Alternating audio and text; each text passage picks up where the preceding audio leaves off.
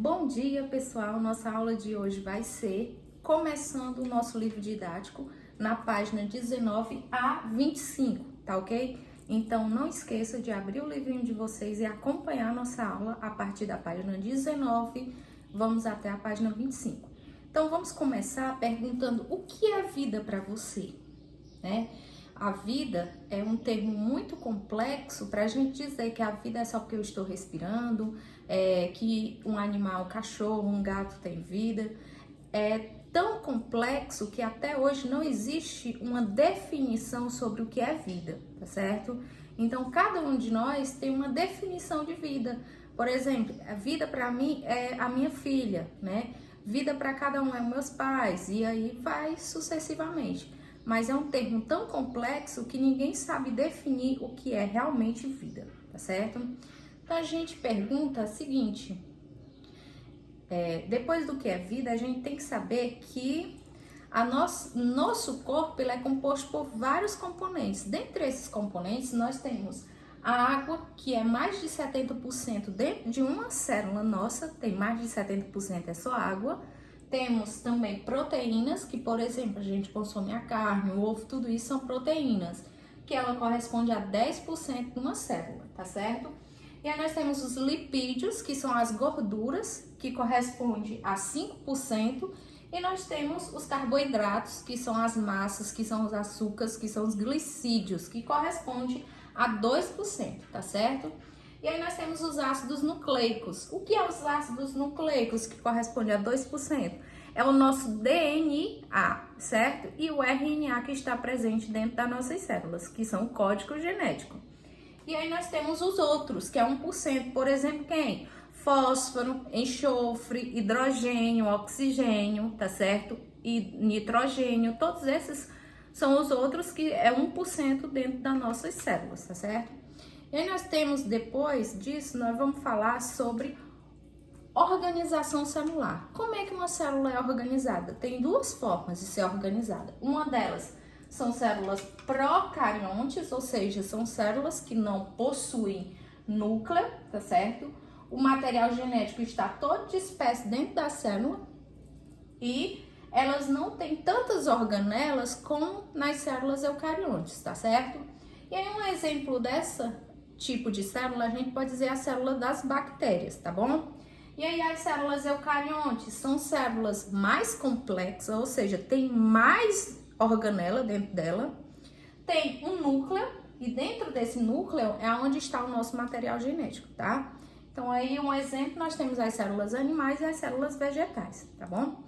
E aí nós temos agora sobre o metabolismo. O que é o metabolismo? Metabolismo é a minha capacidade de consumir um alimento e ele ser transformado em energia, tá certo? Ou seja, a capacidade de você se movimentar, se você falar, tudo isso vem da onde? Vem do teu metabolismo. É tanto que tem aquela história assim, ai, fulano come tão pouco e é tão fortezinho, tão gordo. Por quê? Porque o metabolismo dele é mais lento, ou seja, a capacidade de transformar essa alimentação que ele consumiu em energia e ele gastar é bem menos do que uma pessoa que é mais magra, tá certo?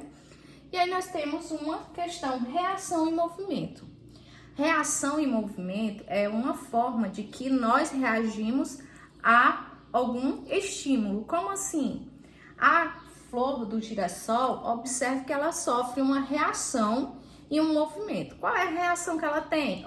Ela, quando está de frente para o sol, ela levanta a cabecinha dela, né, para receber a luz solar. Isso aqui é uma reação.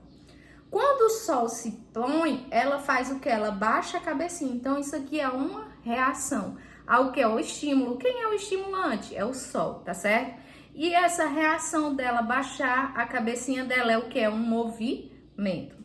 Outra forma é que você já deve ter ouvido falar naquela folhinha que a gente pega e começa a esculhambar. É a mãe de fulano, é isso? Aí ela se fecha.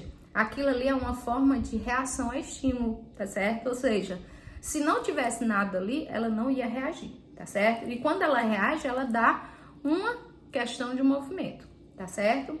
E aí nós temos o tipo de células que elas podem de crescimento, né? As células, elas dependem de dois tipos, que elas podem ser unicelulares, ou seja, são seres que possuem uma única célula, e pode ser seres pluricelulares, ou seja, que possuem 2 ou mais células, tá certo? Então, esses seres, eles são seres, por exemplo, os protozoários são seres unicelulares, ou seja, que possuem apenas uma célula, os fungos e as bactérias. Já falando sobre os pluricelulares, nós temos aí os animais, que é os mamíferos, as esponjas, as plantas, tudo isso são seres pluricelulares, ou seja, ele tem mais de uma célula. Nosso corpo é composto por várias células, certo? Então, a gente são seres pluricelulares ou multicelulares. E aí nós temos o tipo de reprodução. A reprodução, ela pode ser assexuada ou sexuada. O que difere uma da outra? Lembrando que a reprodução sexuada, ela depende de 2 gametas. Quais são os gametas? Masculino e feminino, para que exista um novo ser. Já a reprodução assexuada, ela não depende de 2 indivíduos, apenas um indivíduo dá origem ao novo ser. Como nós temos aqui, por exemplo, as esponjas do mar. Elas sofrem um pedacinho, cai um pedacinho desse corpo dela e ali vai surgir uma nova planta, tá certo? Ou seja, um novo ser. E aí nós temos agora falando sobre hereditariedade. O que é hereditariedade? É a capacidade de meus descendentes transcrever as suas características para mim. Por exemplo, nós temos aqui uma árvore genealógica. Observe que tem um vovô, a vovó e tem os seus filhos. Os seus filhos se casaram e tiveram os seus netos, né? Então, essas crianças, observe que elas, na maioria, elas trazem característica dos pais, tá certo? Pode ser que traga a característica da avó? Pode, porque é uma árvore genealógica, ou seja, a genética ela vai se estender por toda a vida, tá certo? Então, observe, a mãezinha dele aqui era um cabelinho castanho, ele teve um filho do cabelo castanho. Aqui, ó, o casal, né? Observe que a mulher, ela tinha um cabelo ruivo, a criança nasceu com cabelo ruivo, tá? Então, por que que na família acontece tanto assim de... tem pessoas de uma cor e tem de outras? Porque na nossa árvore genealógica não existe ninguém somente de uma única cor, tá certo? Etnia. Nós temos várias etnias, que seja elas negras, que seja elas indígenas e que seja elas brancos, tá certo? Nenhum de nós seres vivos do planeta, né? Principalmente aqui nós da Terra, principalmente nós aqui do Ceará, não temos uma única cor, tá certo? Não existe uma pessoa que veio somente da tua árvore genealógica, somente branco ou somente negro. Todos nós estamos em cores misturadas, tá? Por isso que vai tratar sobre a variabilidade genética. O que é a variabilidade genética?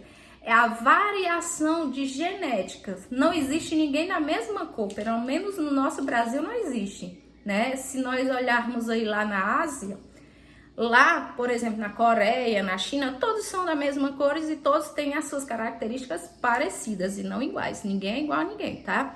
Mas se você observar o nosso Brasil nós temos várias etnias, várias cores, tá certo? Isso faz com que aconteça o quê? Uma variação genética.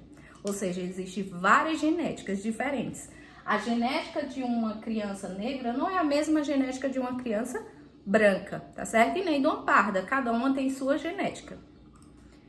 E aí nós temos agora falando sobre os níveis de organização. O que é o nível de organização? É como são organizados os seres, tá certo? Os seres vivos, eles são organizados a partir de quem? Começa do menor para o maior.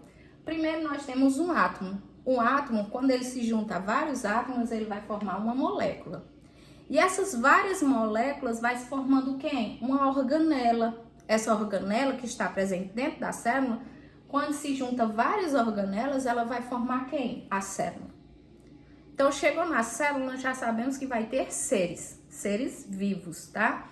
Então, nós temos aqui, ó, várias células, nós formamos o quê? Um tecido. Tecido o quê? Tecido nervoso, tecido epitelial, tá certo? E aí, vários tecidos vai formar quem? Um órgão. Por exemplo, tecido epitelial vai formar o nosso órgão, que é chamado pele.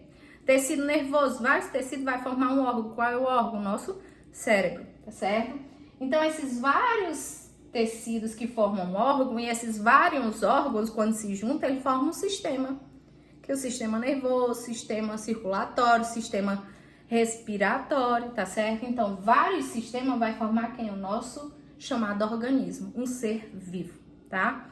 Que seja ele um animal ou um humano. E aí nós temos vários organismos da mesma espécie sobrevivendo no mesmo local, a gente chama de população.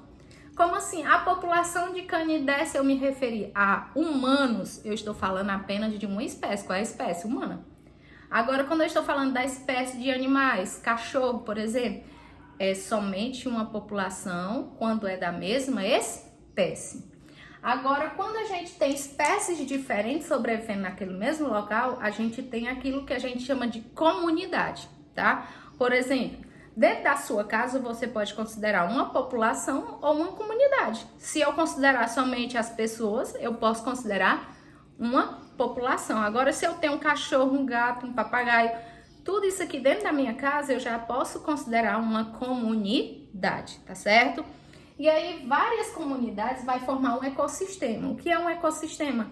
É o conjunto de fatores bióticos, ou seja, aqueles que têm vidas, e os abióticos. Por exemplo, água, ar, sol, umidade, temperatura, tudo isso são os fatores abióticos. Quando se junta todos eles, forma um ecossistema, tá certo?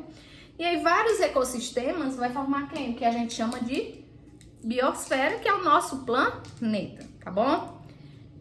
E aí, a gente vai falar agora a atividade, né, da página 26, questão 2 e... questão 6 e 8. Não esqueça a atividade da página 26, questão 6 e 8. Faça no seu caderninho a pergunta e a resposta correta, tire a foto e poste na atividade, tá bom? Então, espero o retorno, tenha um bom dia e até a nossa próxima aula.